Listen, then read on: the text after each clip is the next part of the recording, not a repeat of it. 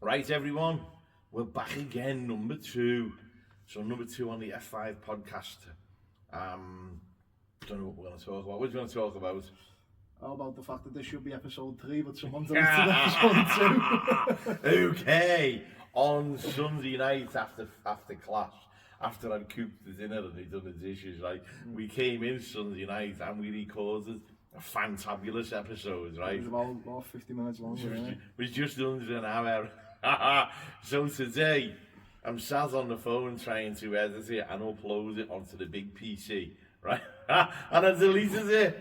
So it's gone. It's fucking disappeared. And I don't know how to recover it. So we're recording number 2 where we should have number 3 anyway. Yeah. We're starting again. So it's all good. So what we went over on Tuesday was the story of how both the boats that we've got came about. So we'll start there if you want. We'll go back, 10 years since you got yours? Yeah, 10 years, yeah. So before we got the boat, the story actually starts in South Wales. We went to do loads of commercial diving. We went scallop diving, so you don't know what a scallop is, like a big shell, about that big. What we've been told is these were the densest scallop beds in recorded UK history, and we were being paid about £4 a scallop, weren't we, for the big ones? Yeah. Between £2 and £4 a scallop for the big ones. And the plan was get down there, jump on the boat, dive down. We had rings with bags on, and we just land on the scallop beds and just load and load and load, send them up on airlifting bags and go from there. But it didn't quite go that way, did it? we went down, right, like I say, about 10 years ago. There'd been major rain, major storms. So if you know anything about the land, it's that shape, and the sea's down here. So all the rain washed all the dirty water into the sea, and the visibility went. There was nothing. You could be here and have the torch on your mask like that with the torch, and you couldn't see nothing. So we sat down in the bottom of Wales for weeks and weeks looking for a break in the weather, and we never got one. Basically, we waited. I don't know. 6 weeks. We wasted about 6 weeks down in Wales with no work, with no money coming in. In the end, we give up. But the fishing bug, I thought, well, there's money to be made here. So anyway, myself and one of the lads, Dave, I think it was Terry as well, we got on, we've done a bit of research, and we ended up on the west coast of Scotland, diving for the razor clams and for people. I did not go. Right. I had a choice. He's a much more experienced diver than me, and I thought, absolutely no, fuck that, I will die. Right, I'll explain how it works, right? On the back of the dive boat, you have a great big generator, couple of kilowatts, about 5, maybe 10 kilowatt generator. Type of thing you can charge a Tesla with, right? So you've got this big generator, and then you have the 2 power cables that come out the back, one's positive, one's negative. And then what you do is you connect them to a plastic tube about 5 meters long. It's basically a drain pipe, 5-meter drain pipe. And then out the back of that, you run copper earthen strips. So imagine a copper rod about 6 feet or 2 meters long. You hang them at the back and you wire them up, positive, negative, positive, negative, positive, and so on. Right? Then all you do is you drag them along the seabed with the electricity going through it, and what it does is electrocute the fucking floor. You send an electric charge through the bottom. Right now, this apparently is the most environmentally friendly form of fishing there is, because all it does, if there's any fish there, 9 times out of 10, they feel the electric charge in the water and you go, oh fuck that, and they get off. Right? But if there's little tiny fish, they just spasm, so you got little baby plaice and baby flatties like that. Right? And all you do is you just spasm up, so you go like a little circle, and then you throw them out the way, and then a couple of seconds later, the muscles stop twitching. It's like being fucking tasered, right? But then they swim off, they're all right, but it doesn't do any damage to the bottom. So as you're popping along, your clam pops up out of the water, and you just grab it and put it in your bag, right? So you're swimming along, you've got your cables, and you're doing that. Rods. So you swim behind the lecky rod, you can see the water fizzing, right? You can see the electrolysis in the water, the fucking bubbles coming off it, and you can feel it, you can feel your hair standing up inside your mask, right? The only problem is, right, as you're dragging along, you get stuck on a bit of rock or a bit of weed, you've got to physically untangle it, and obviously if these two touch and you've got hold of it, it's game over. So we didn't know at the time, or maybe it did, but I didn't care. It's fucking highly illegal in this country, you're not allowed to do it. So we done it anyway. But the boat we were on, the boat wasn't too bad, the generator was crap. The generator was only working for 5-10 minutes at a time. So we never made the money we thought we were going to make, and that was the end of that. Anyway, while we're up there, there's a 45-foot ocean-going trimaran, which is a three-hull yacht, what they call a multi-hull. And I looked and went, oh, look at that, that'd be nice if someone would buy that and do it up. And they all went, it's fucked, it's a wreck. And I went, I know it's a wreck, I can see it's a wreck. It's all smashed in, but if someone bought that and spent a bit of time on it, that'd be a really nice boat. Anyway, I bought it, didn't I? I bought it in, 10 years ago.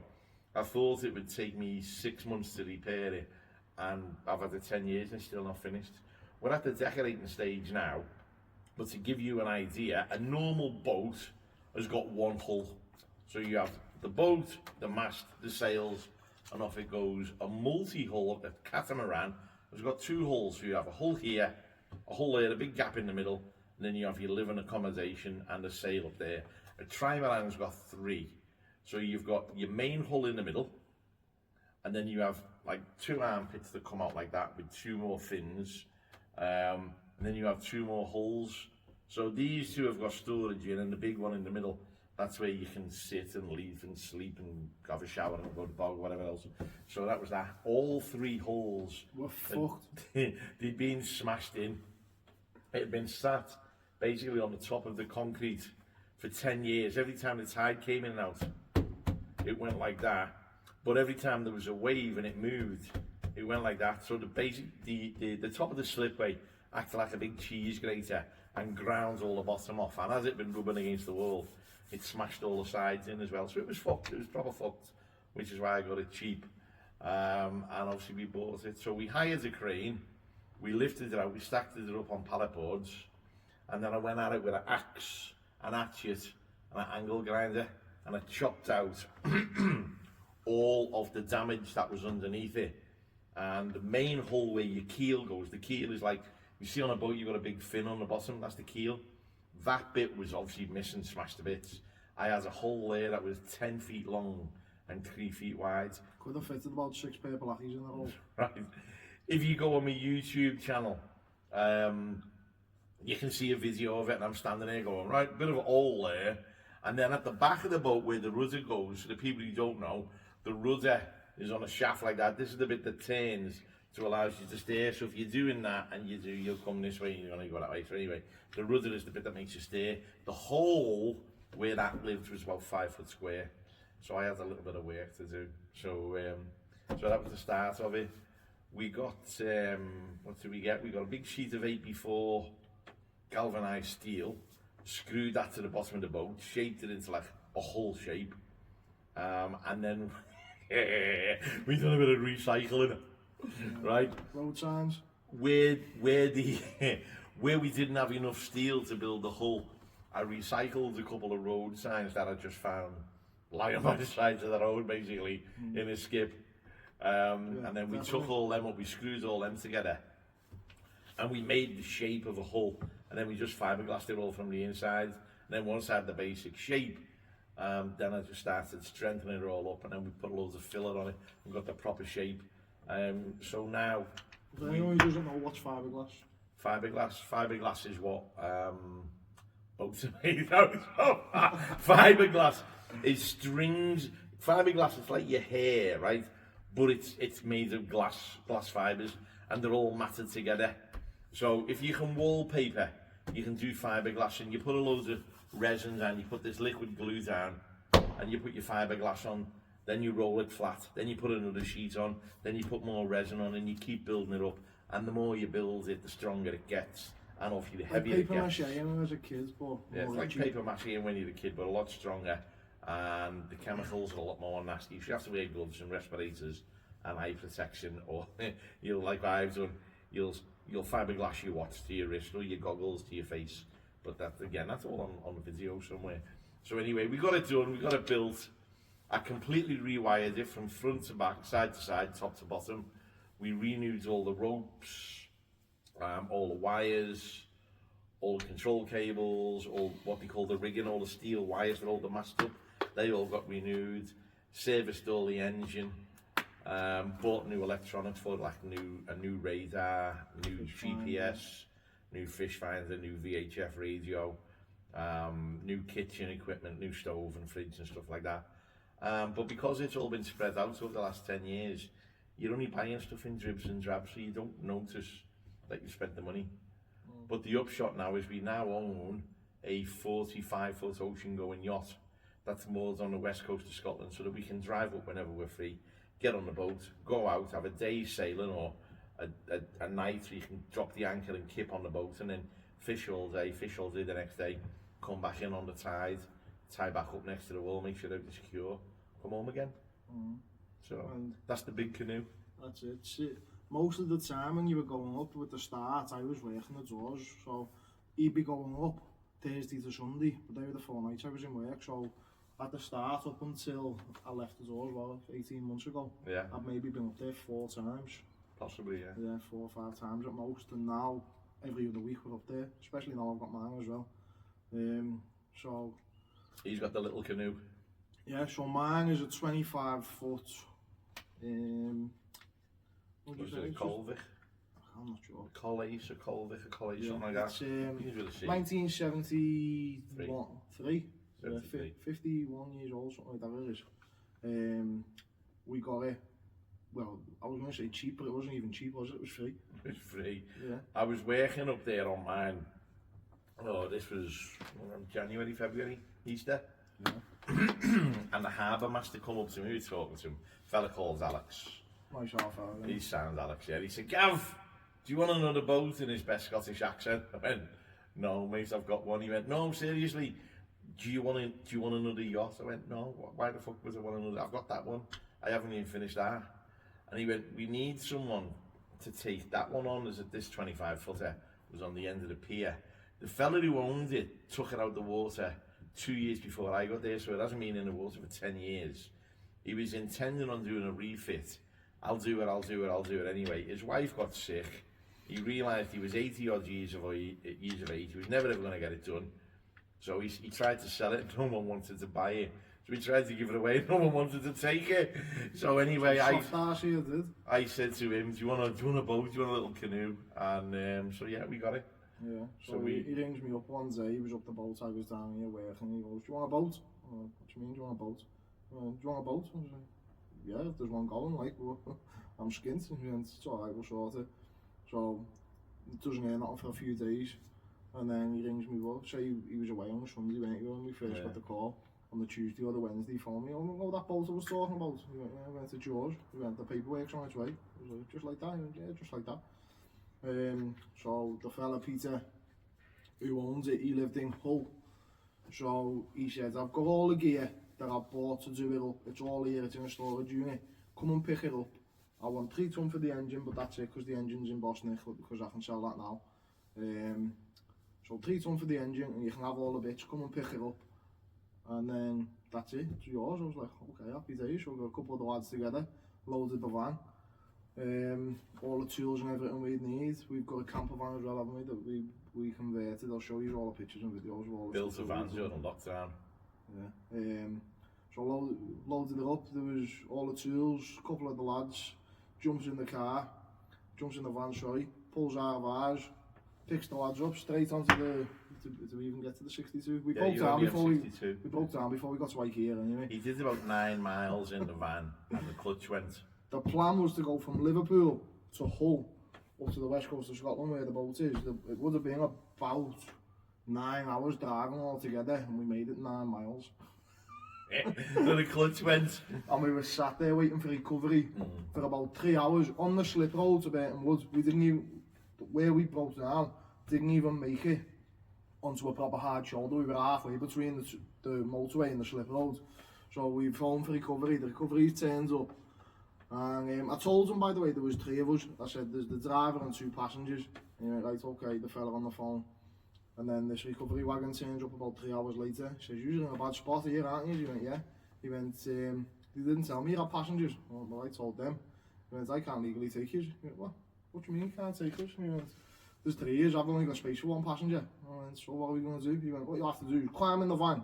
I'll put you on the back of the flatbed at the side of the motorway, and I'll drive you up to the services up the road and drop you off there. I went, what fucking good's that to us? You're just going to, you can't legally take us in your car, but you're going to put us in the van on the back of the flatbed and then drive us further away from where we need to go and just leave us there. Yeah. So we got put on the back of the flatbed. I've got all the clips there. I'll put some in now with it when I'm editing it. It was on top of the thing on the motorway. It was sketchy as fuck. It was bouncing around all over the place. And, it gets worse, right? It gets worse because we got the van, towed it down to a gearbox specialist in Bootle. They done the clutch for us, absolutely brilliant. Job's a good one. We drove up, we picked the van up on, was it the Saturday? Yeah, it's all up on Picked the van up on the Saturday. Sunday morning we drives up to Hull. Loads all the gear in, and because he backed in between some containers, the passengers always had up against the containers, couldn't get in, so I said, drive out into the car park, I'll get in, and off we go. Anyway, as he drives out, there's a puddle on the floor. So I just looked at him and went, I know that oil, because I play with cars and I work with engines. Gearbox oil is dead thick and it stinks. So I goes like that, and I went, fucking gearbox oil, that lads. I had a sniff, and yeah, gearbox oil. So I've got another one of them, right? So anyway, gets on the floor, and I'm lying there, looking underneath, and I could see the oil dripping off the subframe. So we turned it off, phoned the garage, explained what's going on. He said, it'll be the oil seal. Anyway, there was no one in Hull who would help us. There was no one up there who could do the job. There was nowhere to even buy any parts because it was Sunday afternoon and we were shut. So we phoned Green Flag, said, come and get us, bring us home. This was about 11 o'clock in the morning, about 4:30. No, it was about 4 o'clock. A recovery wagon came, picked the van up. Just left us there. Yeah, he said, we're not driving this home now, it's too late in the day. We're going to put it in storage, we'll get it home Tuesday or Wednesday, possibly Thursday. I was like, what about us? He said, oh, I'm not worried about you, I'm asking for a van. So we phoned Green Flag up and said, we're getting you a hire car. I said, well, what's going on? He says, oh yeah, it should be with you soon. 6:30. I ends up back on the phone, screaming and shouting, and he went, oh, we've got one for you. So about 7 o'clock, a hire car turns up. We get in a hire car and we have to drive ourselves back to Hull and then go and drop it off on the Monday morning and then get a lift from the hire car centre back to our house, basically. So that was a bit of a nightmare. The van was stuck in Hull in a yard for about a week and a half. Yeah, then eventually they dropped the van back. I didn't even know they were going. I got a phone call at the gearbox centre and he said, right, your van's done. I went, I didn't know it was back. He says, yeah, he dropped it off this morning. It was just an oil seal, drive shaft out, oil seal on, back in. So the van's back on the road. It's all working well now again for a refresh and change. Right, but going back, right, the reason I know about sniffing oil and checking, right, I was about 17, I was just learning to drive, and I had a Mark II Escort. It was my second car. My first car was a Golf, so I've got an old Mark II Escort. Yeah, so anyway, right, we comes out, me and my mate Peter McGinn, we comes out the house, and as we're walking like up our street, there's a puddle on the floor by the car, and he went, what's that? I said, well, I said, something's leaking. So he went, what is it? I said, I don't fucking know. So anyway, goes like that and I rubs it, and I went, it doesn't smell like petrol. He went, well, what is it? So I'm going, it doesn't feel like oil. He said, well, what is it? I said, I'm going, it's not sweet, it's not antifreeze. So what is this? I said, I don't know. Anyway, we get in the car and we're driving down the road. Gets about 2 minutes down the road, I got with the windows up, no lecky windows back then. Spitting out the window, he went, what are you doing, you dickhead? I said, it must have been dog piss. And he went, what? I said, it's the only thing it can be. I said, nothing else has leaked, it's not brake fluid, it's not oil, it's not petrol, it's not antifreeze. It must be fucking dog piss, there's nothing else it can be. And he's laughing at me head off because I've been like that, licking it, tasting it. What's dog piss taste like? Tastes like dog piss. So we got out, right? Every fucking dog, including me own, every dog in the street got kicked up the arse. So yeah. So if someone gives you something, I go, tastes like dog piss, that I know from first-hand experience. And so will a lot of other people, they just won't admit it. Yeah. So there you go, Al Pissy Fingers. So that's the story of how we got the van, and a couple of the breakdowns in the van and in the boats as well. I call them Gav's Excellent Adventures. Anytime I go away somewhere long distance, something always goes wrong. I always manage to get home. My biggest breakdown is we went to France last summer. Or was it the summer before? The summer before, I think. I can't fucking remember. It was last year, yeah, it was last summer. Yeah. We did the Le Mans 24-hour classic. And one of the other toys I've got is a kit car I've built, which is a Ferrari type thing. Again, photos and videos on my YouTube channel. But we drove around the battlefields of Normandy, that was really good. Then we drove down to Le Mans, that was good. Then we got on the track, we tore the arse out of it around the racetrack on Le Mans. That was a brilliant morning. And then when we came off, everyone in front of me went left into the car park. And as I went to turn left, the copper pulls out and he went right. And I went, no, the car park there. He went, no, busy, go that way. And I went, the car park there, so like, that was good. Go that way, you English bastard. I go, you fucking gobshite and all that. Anyway, off they went. Nearly 2 hours on the hottest day of the year at less than walking speed, trying to get all the way around the site to come back and come in the back way. Fucking thing overheated, didn't it? But it didn't just overheat. One of the coolant fans burnt out. Because the coolant fan burnt out, the loom melted, then the ECU gave up, and I had to get it recovered home from France. Because how did you get home from France? Right, I got a taxi from Le Mans up to Caen. We got the overnight ferry from Caen to Portsmouth. From Portsmouth, I had to get the train into London, and then from there I got the tube to Euston, and from Euston I got the train home, and I had to get a taxi from Euston to our house. So another one of my excellent adventures. That's what I mean. I got home, but then I had to buy a new ECU for the car and completely rewire it. I've never wired the ECU in before, so that was a big learning curve. So imagine every wire that's in your engine bay had to be renewed. So if you're talking about a V8, which I've got, you've got 3 wires for each coil. You've got 2 wires for each fuel injector. You've got timing wires, you've got temperature gauges, you've got oil pressure gauges, you've got variable valve controls, you've got lambda sensors, you've got knock sensors. There's literally, there must have been about 60 different wires on the engine. You lost me.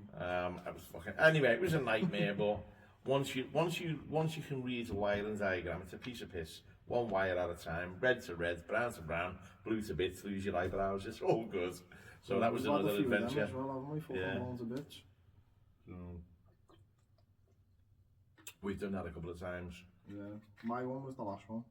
So where we are right now is above the counter area in the gym or the dojo, and we built this area as like a little office, so we could do all the paperwork and all the backstage stuff instead of standing behind the counter on a laptop doing that, just hurting your back. So we built a proper office and we made it look quite nice, you know what I mean? We've got tables and desks and chairs up here and stuff like that. And when we had the idea to do the podcast studio, I thought we've got plenty of space up here, so we built a little studio at the back, but it's a bit sketchy. The side of us here isn't really fixed on, so there's a bit of a gap, so if I went too far that way I'd just fall through. It's a bit creaky. It's his idea. Dad, let's build a podcast studio upstairs. This is why you sat on an angle, because it's dead safe. Behind this curtain, it's just storage, so there's nothing to see. But behind that curtain, there's like a 10-foot drop. Yeah, so if you move the chair too far that way, you lean back in the chair, you won't fall off and land on your back in the waiting area. Yeah, so it's a bit sketchy. It creaks a bit, and we've decided to move it. So where we're going to move it to, which will be the new studio, which you'll see in the next episode or two, because we're looking on doing that this weekend. We were going to go the boat and do weekends fishing, but we've got a big event coming up. We've got on the 26th. I don't know when this is coming out because I'm not sure how the editing is going to be done, but on the 26th of October we're having a big event here. We're doing a fight for Zoe's place. If you don't know what Zoe's place is, those from up and down the country, my fellas mates, you'll see this. There's always places, a children's hospice based here in Liverpool, who help sick and dying kids and give them a place where the families can stay when they're going through treatment. It's right by Alderley Hospital, which is the biggest children's hospital in the northwest, and they really need some help. From what I can gather, they basically had a new site and the funding fell through for it. So because they had a new site and the lease was up where they were, the owners of the land sold the site that they're in basically, and then they run out of money to start the work on the new site. So the whole city's coming together and we're going to try and raise between us about £5 million. We won't tap anything close to that obviously, but if we can do a couple of grand, if we can do a grand at least, that'll be made up. Yeah. So what we're going to do, we're going to have 100-person committee, which means you're going to fight 100 people. So depending on who turns up, I've got karate students, I've got MMA students, he's got kickboxing and MMA students, Brazilian Jiu-Jitsu. We do a lot of weapons work. You might have one area over here where we're doing karate type sparring. You might have another area over here we're doing boxing and kickboxing. Over here you might have some ground fighters, and then over here we might have people doing knife, stick, swords, just fighting each other basically. But then everyone's going to rotate round. So it's a marathon, it's not a race. If you run in on number one and go bang, bang, bang, you're going to be knackered. You're just going to start off nice and light and gradually build it up. So depending on how many people turn up, depends on how many we fight. We're going to start at 12, we'll be finished about 5 o'clock. So if this comes out before the 26th, is it? 26th, yeah. If this comes out before the 26th, it's yet to happen. And depending on how the editing goes now, he uploads it. To be honest, it will probably have already happened by the time you see this video. But if it does, we will have a video that says, this is what we've just done, here's some highlights, here's a couple of little video clips of some of the people who came down, and here's how much we've raised, and then obviously we'll sort that out to Zoe's place, so that's something for the future. But what we're going to do, we are moving this studio from here to a room at the back of the dojo. We will put a little dojo tour in and show you everything we've built and what we've been working on, and the facility we've got here. But at the back of the dojo there, behind the dragon wall, is where we're going to be moving our studio to, so everything will be fixed in place, because this is kind of a dual purpose zone. We've got the office, we've got this, we've got that. It's all a bit cramped up here, to be honest, whereas we've got one big room there that can just be a dedicated podcast space. Once we're in, all these mics can be properly set up, all the cameras, I'm not sure whether they're in shot, but we'll have proper cameras set up, all the proper editing software and hardware and everything that we've got that is in dribs and drabs and all over the place, scattered around like wild dog shit, we will have set up in one place. And then once we've got that and we know what we're doing and we know how it all works, then we'll start bringing the guests in, because we've got a fair few guests. We've got at least 10 booked in up to now. We've got loads. With my contacts and my experience, I've got 2 jobs basically. I run a martial art club, which I've been doing for the last, I've been doing martial arts for nearly over 40 years now. I passed my first black belt in 1989, so I've got martial arts students all around the world who are going to come on. But I've also been working as a bodyguard off and on since I was 18. So I'm the head of training for the Professional Bodyguard Association. If you want to do a bodyguard training course, I can do that for you. If you want to do a top up, I can do that. Medical course, I can do that. Anyway, I've got security personnel up and down the country and halfway around the world who said they'll come on. So I'm really good friends with a lot of ex-military. I was never in the army or the police, but I've got a lot of friends who are ex-special forces, who I've met through training, through courses. 1 or 2 of them are going to come on and have a chat with us. I've got a good mate of mine who was a fireman over in New York. He was in the towers on 9/11. He got out, he survived, he's retired now, and he works close protection, and he works for the federal government over in the States. He's going to come on. There's another good mate of mine, a young lady who's got a big following on Instagram. She lives down in Texas. We're just waiting to get a date to confirm that I can speak to Amber. She's going to come on and have a chat and talk to us about being a close protection officer over in America. So we've got loads of guests coming on. Obviously, as we figure out the technology and we put us all together, it will grow and it will become better and more polished as we move forwards. The backgrounds will change. We just put this up as a bit of a neutral background, but obviously once we start decorating and we build it up, it will look a lot better, look a lot nicer. The idea is to set the room up, the back room, like a bit of a living room. So rather than having a desk like this, we're probably just going to have a couple of couches and a coffee table where you can sit back, relax and cabbage out. Because it's going to be a dedicated room, we can actually screw the cameras to the walls, so the camera angle will be the same on every one. We can have a couple of different cameras, and then obviously once he gets his editing software sorted, we can edit from that. But what you won't see backstage, there'll be all the computer systems on the desk ready to go. So we'll film it here, but we'll edit it there, and then it's just a question of uploading it and then getting it out for you all and keeping in touch. At the minute, we've got a phone in a ring light on 3 boxes on a chair. Doesn't matter. And that's what we're recording on at the minute. Special effects. That's it. Should have been Steven Spielberg. So, right. We've got loads coming up. We've got loads planned. We've got footage for all kinds. We've got all kinds. We've got the fishing stuff. We've got the martial arts stuff. We've got the security stuff. We've got bits of everything. Yeah. And we'll have footage for all of it. So when we're editing, we'll be putting bits of it in as well. Where we're talking about the cars, we'll put the cars in. We were talking about the boats, we'll put the boats in. We were talking about the van, we'll put the van in. We were talking about fishing, we'll put the fishing in. All the bigger stuff we've caught, all the, as we move, we're getting towards cod season now, aren't we? So we're going to try and get up to a load of cod walloping. It's pike season now as well, so I'll be out on the canals as much as I can trying to catch some pike. There's a video which I don't think I've deleted. Right, in February of this year, so freezing cold, we went up with a security team and we were going to go sailing on the west coast of Scotland, and a fella had tied his boat next to mine. The rope that went from his boat to the quay to hold it in place had wrapped around my rudder and tangled up, and after about an hour and a half or 2 hours trying to untangle it, we couldn't do it. So the only way to get it off is I had to get in the water in a pair of shorts, right? So I climbed down the water in a pair of shorts, or climbed down the ladder, dropped into the water like a fucking pilot with the knife in my teeth, got under my boat, cut these ropes off, pulled them out of the rudder and tied them back on.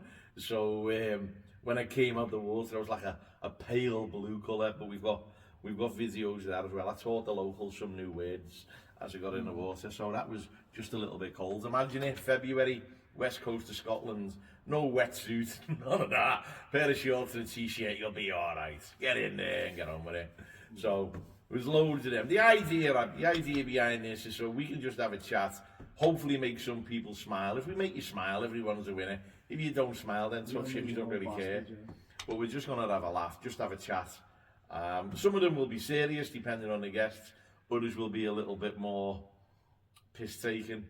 And that's the way it's going to go. We've got a few mates who are comedians as well that I'll bend on, see if we'll get them on as well. So hopefully we'll have people from all different backgrounds. It won't just be martial arts, it won't just be security work. We'll try and get a few comedians on, we'll try and get a few of these people on, that people on, we'll just try and get it on. There's a few big fishing YouTubers I'd love to get on and just talk fishing. So we'll always try and do a little bit of everything. Yeah, there you go. Happy with today? Yeah. Right, it's 9 o'clock, I've had no tea, I'm going home to feed me face. I've done 3 hours worth of training and come straight up here. I'm a mess, I've been yawning all the way through it as well. Yeah, I'll do it tomorrow. Same for me. Right, see you all on the next one. Number 3 or 4. 3. 3 or 4. Don't fucking delete this one. If I can find the other one, you'll have this That's one. if you're able to press the button to record it. I don't know, I'm going to go and check the camera now and see. So, I'll see you in a bit. Hopefully this is recorded or we're doing part 3. Part 2, 3 times.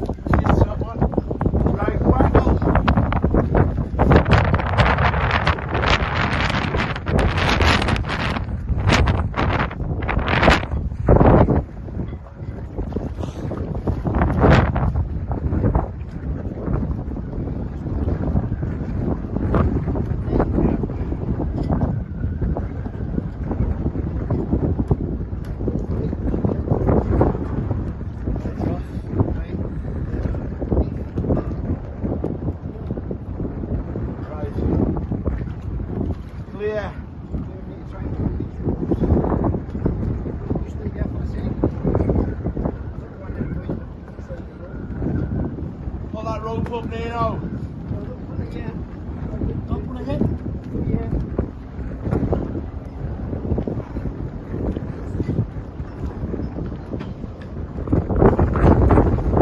I've got 2 lumps in my armpits, where my bollocks used to be.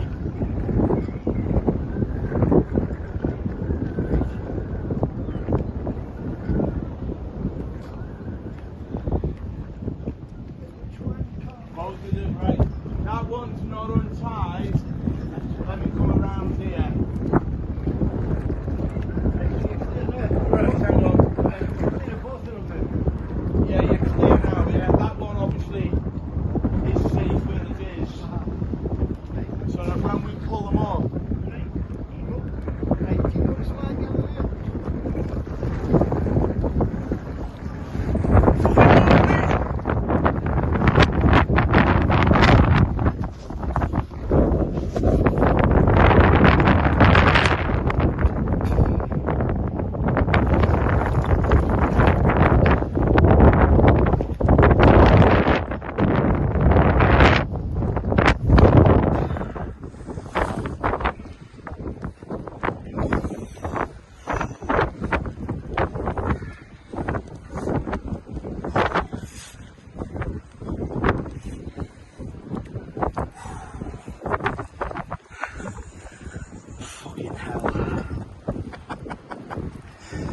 Someone stole me, Dick.